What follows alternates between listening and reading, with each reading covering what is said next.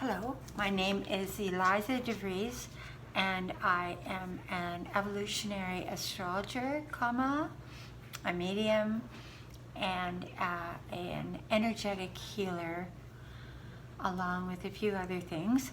But today I would like to talk about the new moon in Pisces, which is coming up this Saturday, the 13th, at 8:30 a.m. Pacific Standard Time. So according to where you live, they'll have to adjust your time. For example, if you live in New York or Florida, your time will be 11:30 a.m. Pacific Standard Time. This is going to be a rather unusual new moon, simply because it will be joined by Venus, the goddess of love, how we feel about ourselves, Venus relating to our love nature, how we feel about money, how we spend money, oftentimes even how we make money. And the other sign which is in there is Neptune at 20 degrees, almost 21 degrees. Neptune being the ruler of Pisces, Neptune in Pisces, conjunct Venus, conjunct the sun, conjunct the moon. It's going to feel like an extremely emotional day for many. For those of you that are artists, it's a highly creative day. It's a wonderful day to set out your spiritual, mystical, creative intentions. And I always feel with the new moon, it's a good idea to sit down and write out your intentions specifically relating to that moon. Now, Pisces is a mutable water sign, so that means it's very yielding, soft, vulnerable. It rules the 12th house in our chart, and it's related a lot to our karma, our soul intention. So some are going to experience a lot of longing for the past or the loss of someone, something, and it's a good day to give yourself permission to be sentimental, to go into your deep wounds and allow yourself to release them. It's a good day to get into a bath with Epsom salts and lavender, and soothe yourself as you feel yourself releasing. Pisces also might make you feel inclined to isolate, to be at home alone, not to see anybody, to just be completely meditative or silent or listening to music, because Pisces is very related to music. And just anything to do with water. The symbol of Pisces, if you remember, goes like this and goes like this, and that's the two fish swimming in opposite directions. So the emotions have the capability to go either very high or very low. It's definitely related a lot to our consciousness, to our feelings of connection to the inner realms. And this new moon, I would say, conjunct Neptune, is going to feel highly charged with emotion. The signs that will feel it the most, but could feel it in a very positive way, will be the water signs, that is Pisces, Cancer, and Scorpio. These three are already naturally more sensitive and emotional than the rest of the zodiac. Or say you have a Pisces moon, or you have Pisces rising or water rising, this moon you'll feel in the flow of the moon. It could be also a time for the water signs to feel extremely comfortable, extremely in a state of releasing deeply held, ancient Achilles heels, things that have bothered us, ways that we felt hurt by others. It's a Pisces is a hypersensitive sign, so we could feel our hypersensitivity triggered. The signs that will feel it in a little bit of opposition or square will be the other mutable signs, namely Gemini.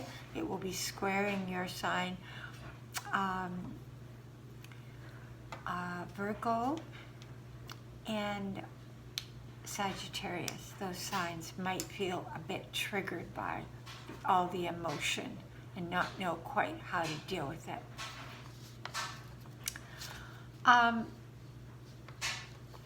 One astrologer said you could feel like a fish in water, as a pun. But I feel that this full moon, this new moon, is the start of a new creative possibilities. This is also a time that you may want to deeply express your emotional body to your beloved mate or to one of your children. There may be some healing that you do under the auspices of this moon. Having 4 planets that close together in Pisces could feel like a bit waterlogged, a bit overwhelmed. So I advise people to really listen to your personal feelings that day and allow yourself to be in touch with those feelings and to share the feelings if you feel comfortable. The other aspect that will be occurring at that time will be that we now have Mars has moved into Gemini, but it's not yet up into a position of squaring all of this Pisces. It's heading toward a conjunction with the North Node. So what I would say with that Gemini Mars is that you could feel ambivalent in your actions, because there you've got the twins and then you've got the 2 fish, and they're all wanting to go in different directions. So I always advise people when that is the situation to just simply take a time out and to gently restore, renew, and reassure yourself first. Each day of the zodiac has got what they call a Sabian Symbol, which defines that day. This day of 24 degrees Pisces, the message is, on a small island surrounded by the vast expanse of the sea, people are seen living in close interaction. So the message of all that is, I feel it's kind of a hello, you can get back out into the world, back out into reacting and interacting and expressing with others and small groups, and starting to rebuild your personal one-on-one with others in your life. I'm just going to draw a card for that new moon on Saturday. Please do make your list of wishes and read them out loud for the following 3 days after the new moon. Put them under your pillow, sleep on them, and visualize them. It's a very visual new moon. Excuse me for 1 second, gotta turn off the stove.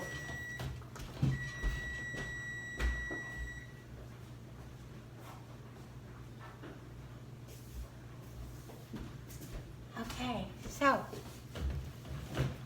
the card that I have for this new moon in Pisces is very Piscean.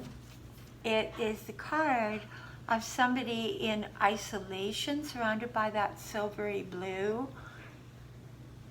The person is not out in the world with other people, not communicating. There's a profound sense of reflection and introversion in this card. So the message really is to honor your own introversion that day. Don't be too active. Take time, because you may feel on that day extra vulnerable. So sorry, I didn't turn off the timer.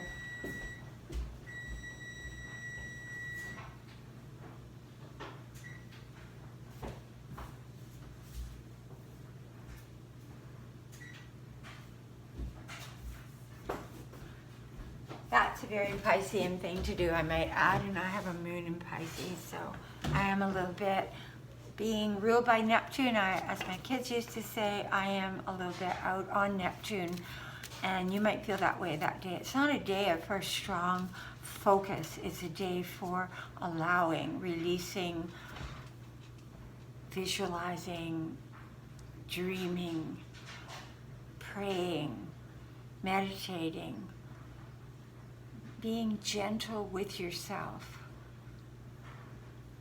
Let's see what other card I get for that day. For the other fish. The one fish is going to want to be very isolationist. Let's see what the other fish.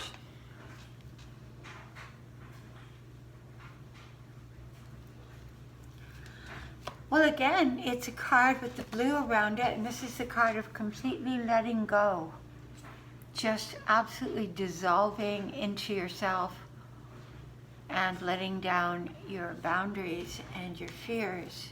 Because Pisces also can have imaginary fears. Pisces can be related to addiction. Pisces can be related to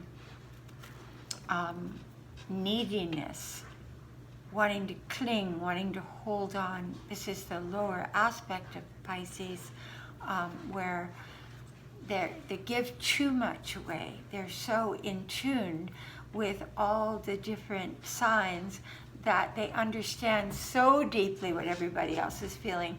The empath is so strong within their soul that they are inclined to forget their own boundaries and to let people drain them, or to feel victimized by life, by the world, by situations, and cling to others or drain others. So they kind of have a dual aspect there of emotional holding on. They always say with the Pisces moon, when they break up with somebody, or Pisces sun, or Mars in Pisces, or Pisces rising, that they can have a tendency, they walk away, they're out the door, but the tail is still stuck in the door. In other words, they keep looking back. They keep forgiving. They stay in relationships sometimes long past the time they need to be there. So you might want to just reflect on your own Piscean tendencies. In your chart, you're going to have this new moon affecting your chart in one of the 12 houses. So that's where you're going to feel with that cusp of that house being ruled by Pisces, being ruled by Neptune. That is the most vulnerable part of your chart. So anybody that would like a reading, to have me look at that and see where your imagination, your creativity, your vulnerability, and your immense capacity to feel and to relate to the past and to sink into the past and be sentimental or nostalgic lies, it will be there in that house in your chart. So I wish you a happy new moon. If you would wish a reading, please contact me at angelicmercy44@gmail.com. I did want to end with one thing. Pisces does rule being incredibly merciful, incredibly charitable, kind, understanding. My Pisces friend Andrena would give away the store. I remember once a whole group of people gathered enough money for her rent, because she was always giving her money away to everybody. And she got the money. It was about $900 that all her friends, because they all loved her so much, gathered this money for her.